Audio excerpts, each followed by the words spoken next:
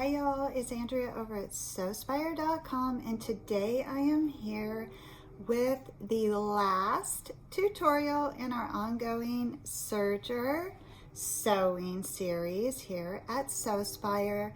I had hoped that we would be able to make a t-shirt, but all of that inspiration and the bits and pieces that go into making a tutorial did not come together for me.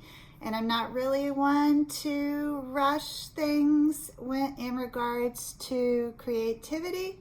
So that one I'm going to put on the back burner. But I did have some wonderful, logical inspiration hit me. And that is, why don't we sew a cover for the serger, right? Because you usually keep that threaded. And so what I noticed, mine being uncovered, is a lot of dust has built up on those thread spools. So it sure would be nice for me to have a cover for it, because it's not a machine that you're probably going to use every day, but you may like to keep it out, and you certainly would want to keep it threaded. So that's what we're going to do today. The measurements that I'm going to provide you with fit my Brother Lock 1034D machine perfectly. I have another serger and they're very similar sized, so probably a good chance that these measurements will also work for your serger. But just to be sure, I'm going to give you the measurements of mine. It is roughly 11. Well, actually you have to account for the widest part on your serger. So mine is roughly 14 inches across, and that goes from the edge of the machine to the edge of the thread spool.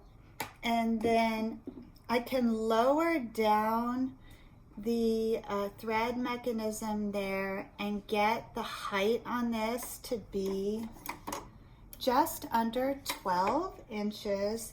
And then the depth on that, or the side with the thread spools, is a little over 12 inches as well.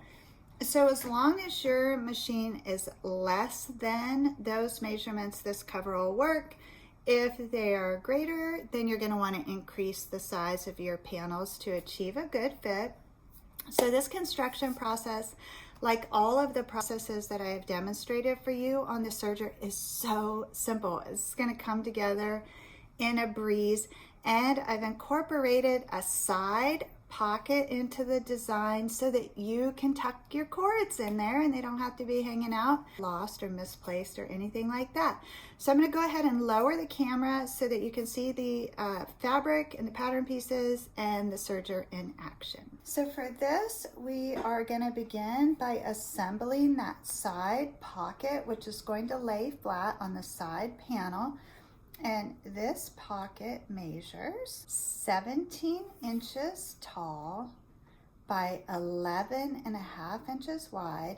And you're just going to fold that in half, and the top edge there that is folded will become the top of the pocket. If you wanted to, you could top stitch that on your sewing machine. I am not going to, because this print is really busy, and I want the pocket to kind of blend into that side panel. And so you're going to have in total 4 side panels, and these are 13 inches tall by 11.5 inches wide. And for each side, this is a little different than we normally do.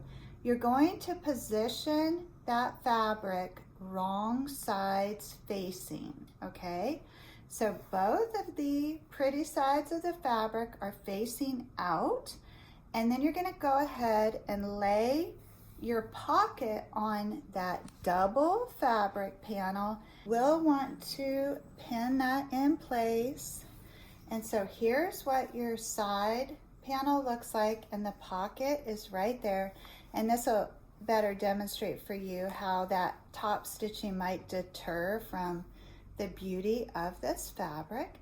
So that side panel is prepared. So you're going to position that second side panel with the wrong sides facing and the pretty sides facing out.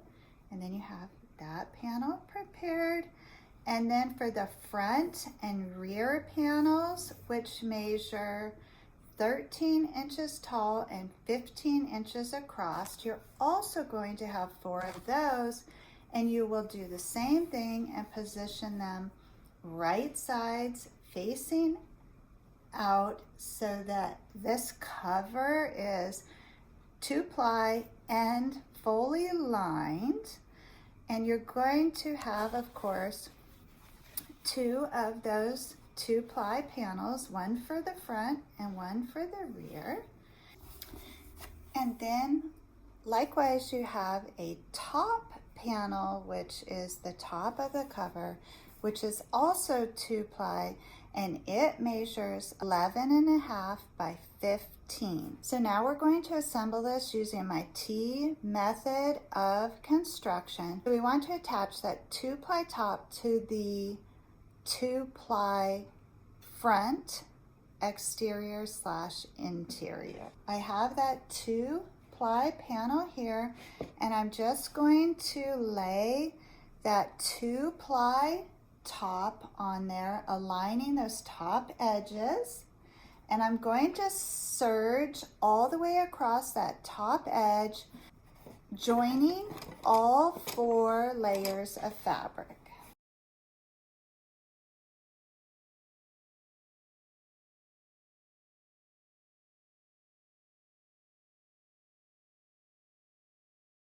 So ideally, when you open that up, you will have captured all 4 layers in that seam, and the interior then will have that nice finished serged edge, and the exterior will have this gorgeous finished seam. So we're going to set this double panel aside for a moment, and we want to bring back over the remaining 2-ply rear panel, which I have right here, and we're going to position those side panels, one of which has the pocket, so make sure you don't get your pocket upside down.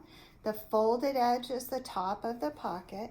You're going to position that to the right hand side of that exterior panel, and the opposite 2-ply side to the left hand side of that rear exterior panel.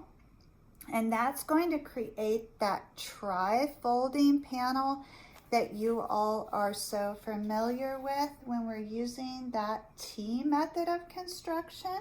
And I will hold this up for you so that you can see how that panel comes together before I serge those sides on. Okay, so I have the sides pinned in place. This is just the 2-ply side, and this is the 2-ply side with the pocket, and those are laying face down on that exterior rear panel. And now I'm going to serge down each side to join all of those layers of fabric at the sides. So your pocket panel will have 6 layers of fabric, and the opposite side will have 4 layers.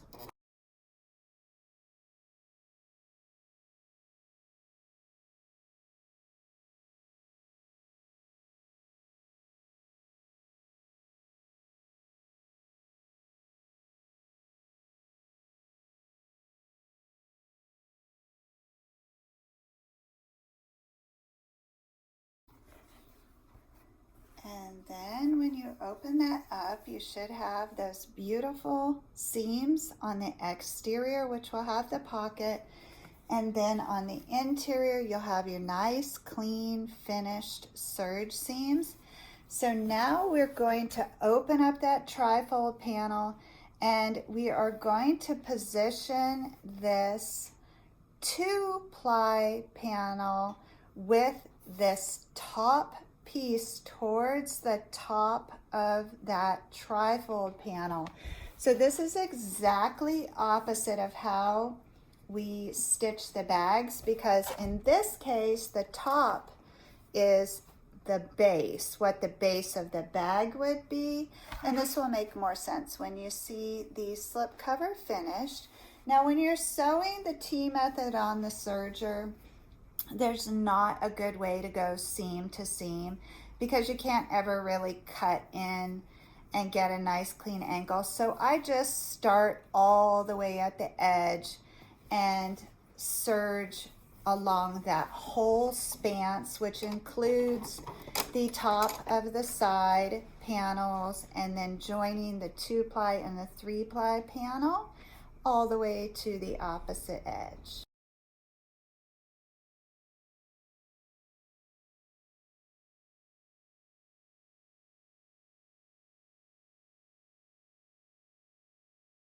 And now you should be able to see that giant T. And so that red panel is the top of the serger cover. And so if I flip this around, the pocket would be going in the right direction. So now we want to align the sides of the sides with the opposite side of that 2-ply exterior or exterior / interior panel. And once I pin this in place, you'll be able to see the slip cover really taking shape here. So there you go.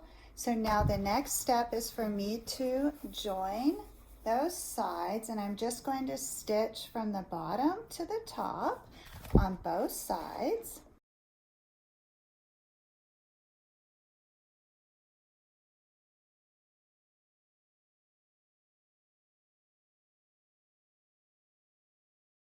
And now that cover is really coming together. The only thing I need to do is seal up that top opening, and I'm just going to serge straight across there, and you just pull that nice and taut, serge across both sides.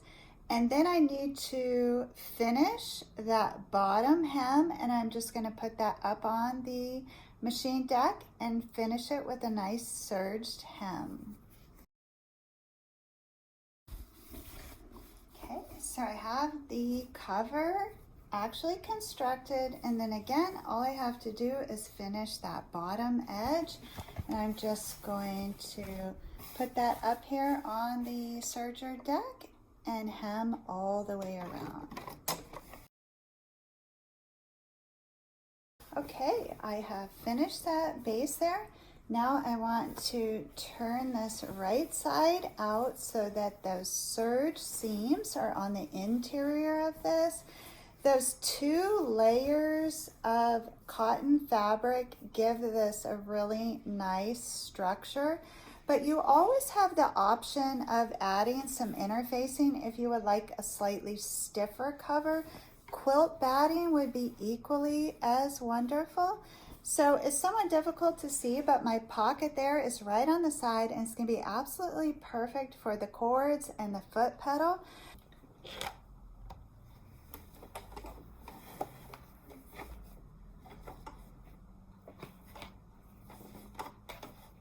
To hold the foot pedal and the cord. And it fits in there absolutely perfect.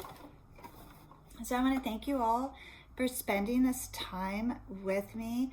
I know some of you do not have sergers, so I'm sure you will be excited for us to move on to the next project. But I want to thank you for your patience during this series. It was so much fun for me to get the serger back out, and I really enjoyed all the projects, and I hope that those of you that have been able to get reacquainted with your serger also enjoyed the projects. I'd love to know what kinds of projects you see yourself making in the future with the serger. If you'd share that in the comments, that would be awesome. And of course, keep sharing your great photos over on the Sewspire group pattern showcase and inspiration page. So if you join me over there on the group page on Fridays at 12 o'clock, I'm live and I announce the winner to our hashtag Look What I Made contest. So if you haven't had a chance to join us, maybe mark your calendar and I'll see you this coming Friday on the Facebook group page. So next week we're going to start a brand new project. I'm super excited to get started on that with you. It's a little bit out of the ordinary, but I think everybody will enjoy it. So until then, as always, please know the creative genius in me will be celebrating the creative genius in you. Have a beautiful week, everyone. Thank you so much for sewing with me.